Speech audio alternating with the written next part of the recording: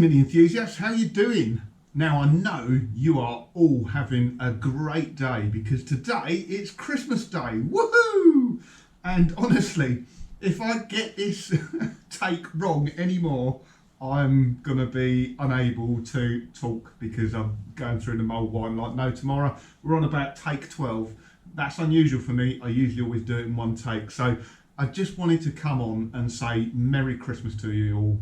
I hope you're having a great day, and just thank you for all the encouragement, the likes, the comments, the thumbs up you give me. Really does give me the encouragement to get out into the garage, and I really do enjoy it. I enjoy working on the minis, I enjoy creating the videos, and when I upload them it really just is a big pat on the back from you guys, and just, you know, I really appreciate the support. Sometimes when it's cold and it's wet and it's, you know, minus 2 or 3 degrees in the garage, it takes a bit of motivation to get out there. That motivation is you guys, so cheers, thank you. Now I really hope you have a great day today. I really hope you enjoy Christmas. I've uploaded this video in 4K today, so it's only the intro that's in 4K, but if you're sitting there on your new device, new tablet, new TV or whatever, and it's 4K capable, you can turn it on and look at all the fine details of all these messy parts and my wrinkles, etc. in the finest 4K detail. So today's video is time lapse of me fitting the front end on Project Sprout. Ta-da!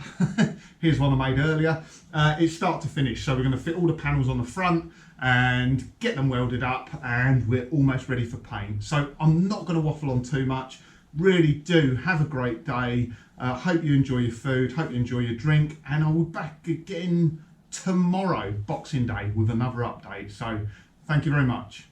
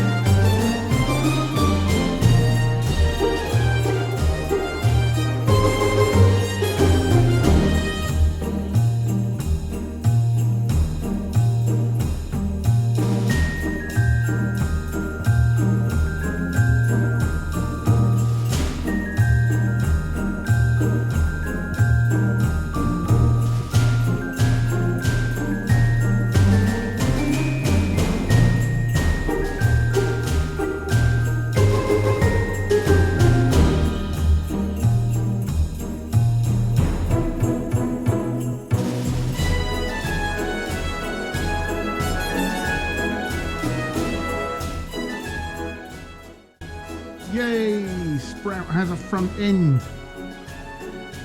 Oh, it feels so much better, it really does. I don't know why, it's like a milestone though, isn't it?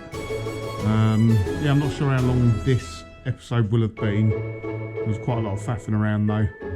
Just trying to get it as good as I can. It's hard to know how much time to spend on it. You could spend probably days fiddling around with it, but I'm pretty happy with what I've got. So the panel gaps around this near side wing's really good. I'm really pleased with that actually.